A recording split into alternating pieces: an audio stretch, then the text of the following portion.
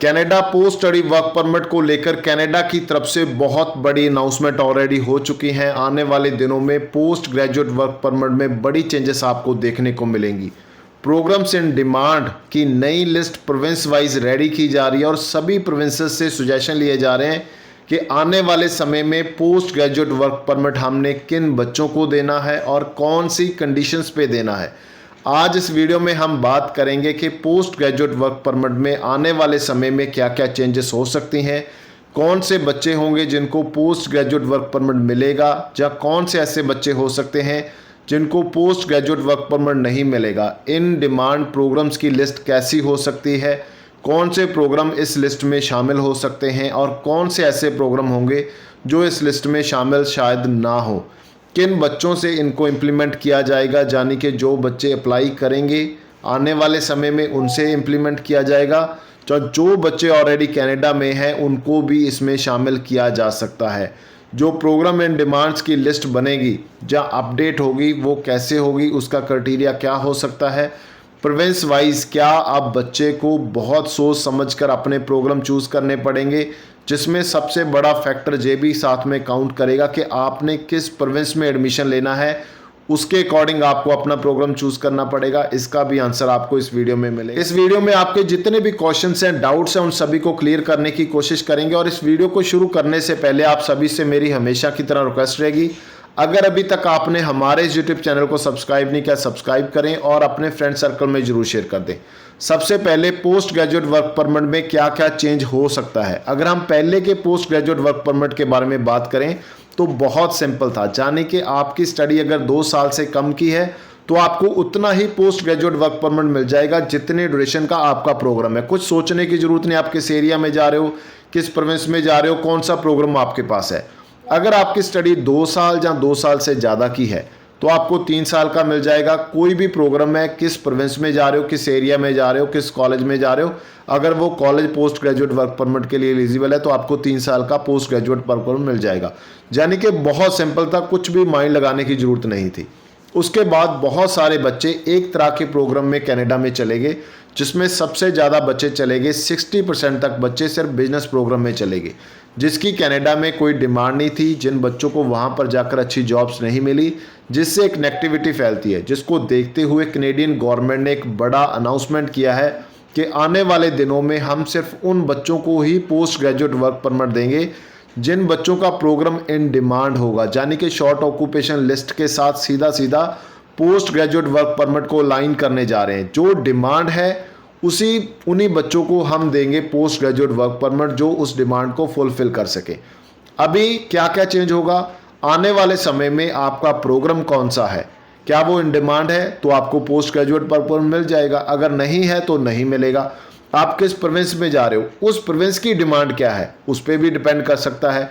आप किस एरिया में जा रहे हो, उस एरिया में ज़्यादा डिमांड है तो आपको ज़्यादा समय का पोस्ट ग्रेजुएट वर्क परमिट भी मिल सकता है। यानी कि बहुत क्लियरली उन्होंने बताया कि हम आने वाले समय में पोस्ट ग्रेजुएट वर्क परमिट पे कुछ कंडीशंस लगाने जा रहे हैं। ये कंडीशंस एक्चुअली क्या होंगी, फाइनल कंडीशंस अभी जब पूरा हमारे पास अपडेट आ जाएगा उसके बाद हम आपके साथ डिस्कस करेंगे।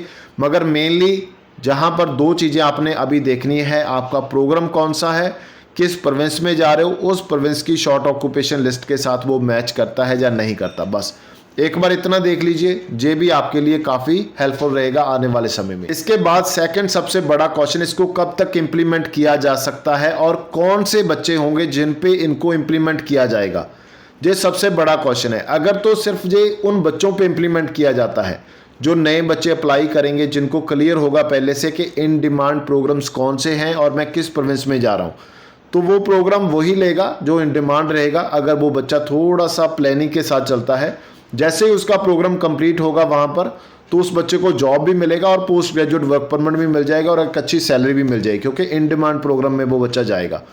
अगर वो बच्चों पे इम्प्लीमेंट कर दिया जाता है जो ऑलरेडी कनाडा में हैं, जो ऑलरेडी स्टडी कर रहे हैं, तो उन बच्चों को वहाँ पर बहुत बड़ा प्रॉब्लम का सामना करना पड़ सकता है। क्योंकि बहुत सारे बच्चों ने जब अपना प्रोग्राम चूज़ किया होगा तो उनके माइंड में ये क्वेश्चन नहीं रहा होगा कि इन डिमांड प्रोग्राम्स कौन से हैं, मैंने किस प्रोविंस में जाना है।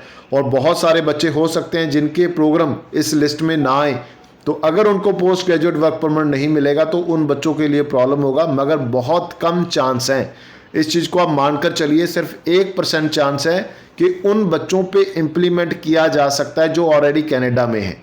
99% चांस है कि इसको इम्प्लीमेंट किया जाएगा उन बच्चों पे जो बच्चे उस समय अप्लाई करेंगे कनाडा के लिए, जब जे अपनी नई इन डिमांड प्रोग्राम्स की लिस्ट को इंट्रोड्यूस कर देंगे प्रोविंस वाइज, कि अगर अभी आपने आना है जे हमारे प्रोग्राम्स हैं जिनको हमने पोस्ट ग्रेजुएट वर्क परमिट देना है।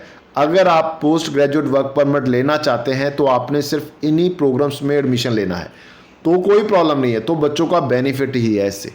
क्लियर हो गया आप? इसके बाद जो क्वेश्चन आता है कि हमें किस तरह के प्रोग्राम में एडमिशन लेना चाहिए ताकि हमारे पोस्ट ग्रेजुएट वर्क परमिट में कोई प्रॉब्लम ना आए। इसका आंसर बहुत सिंपल है। पहले आपने ये डिसाइड करना है कि मैंने किस प्रोविंस में एडमिशन लेना है।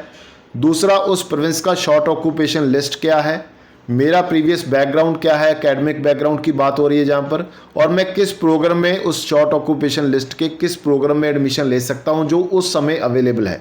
बस अगर आपने ये 4 पॉइंट का आंसर ले लिया तो आपको किसी तरह की प्रॉब्लम नहीं आएगी, चाहे आज अप्लाई करें, चाहे कल कर ले, चाहे परसों कर लें।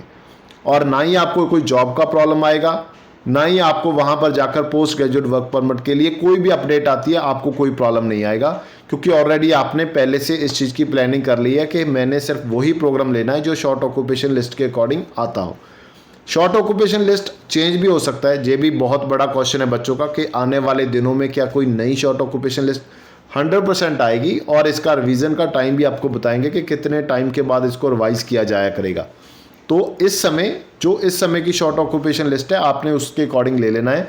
फॉर एग्जांपल अगर आप आईटी कंप्यूटर में जाते हैं तो आप cyber security, computer and information system, data analyst, software developer, programmer, web designer, web developer, mobile application developer, data scientist, IT, बहुत सारे प्रोग्राम हैं, उसमें आप एडमिशन ले सकते हैं। अगर आप हेल्थ केयर की बात करते हैं तो डेंटिस्ट हो गए, फार्मासिस्ट हो गए, साइकोलॉजिस्ट हो गए, फिजियोथेरेपिस्ट हो गए, रजिस्टर्ड नर्स होगी, office administration health services program हो गया।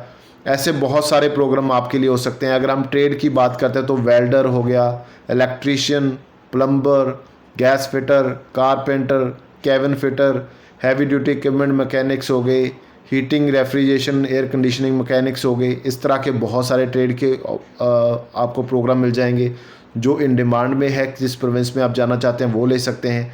अगर इंजीनियरिंग की बात करें तो मोस्टली इंजीनियरिंग सारे कवर हो जाएंगे, civil, mechanical, electrical, software engineering हो गया, केमिकल हो गया, पेट्रोलियम, माइनिंग, सभी इंजीनियरिंग के प्रोग्राम आप ले सकते हैं। ठीक है। उसके बाद अगर हम बिज़नेस के प्रोग्राम की बात करते हैं जिस पर सबसे ज़्यादा बवाल है कि बिज़नेस के बहुत सारे बच्चे आ गए, तो आपने अभी थोड़ा सा स्पेशलाइजेशन की तरफ जाना है। प्रोफेशनल अकाउंटिंग हो गया, फिनांस हो गया, मार्केटिंग हो गया, सेल्स एंड मार्केटिंग हो गया, सप्लाई चेन मैनेजमेंट हो गया, इस तरह के प्रोग्राम में आपने जाना है। अकाउंटेंसी हो गया। उसके बाद अगर हम जनरल प्रोग्राम की बात करें, अर्ली चाइल्डहुड एजुकेशन हो गया, लॉ को लेकर आप लगा लीजिए, आर्किटेक्ट को लगा लीजिए, शेफ़ लगा लीजिए, इस तरह के प्रोग्राम में आप जा सकते हैं। यानी कि बहुत तरह के प्रोग्राम आपको मिल सकते हैं। सिर्फ आपने थोड़ा सा रिसर्च करना पड़ेगा कि आप किस प्रोविंस में जाना चाहते हैं और उस प्रोविंस की शॉर्ट ऑक्यूपेशन लिस्ट क्या है। अगर आप हमारी हेल्प लेना चाहते हो तो नीचे दिए गए नंबर पे आप कॉल कर लीजिए, हमारी टीम आपको गाइड कर देगी आपकी प्रोफाइल के लिए बेस्ट, जिस प्रोविंस में आप अप्लाई करना चाहते हैं उसमें कौन से प्रोग्राम आप ले सकते हैं, जहाँ फिर आपको अपना प्रोविंस चेंज करना पड़ेगा अगर आपकी प्रोफाइल के अकॉर्डिंग उस प्रोविंस में कोई अच्छा प्रोग्राम आपके लिए नहीं है। तो हमारी कोई भी फ़ीस नहीं है, प्रोसेसिंग फ़ीस हमारी ज़ीरो है। स्टडी वीज़ा के लिए आप ऑनलाइन हमारे साथ अप्लाई कर सकते हैं।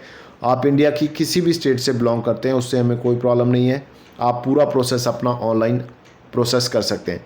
थैंक यू सो मच इस वीडियो को लास्ट तक देखने के लिए। उम्मीद करता हूँ कि आपके काफ़ी क्वेश्चंस और डाउट्स क्लियर हो चुके होंगे। Thank you so much.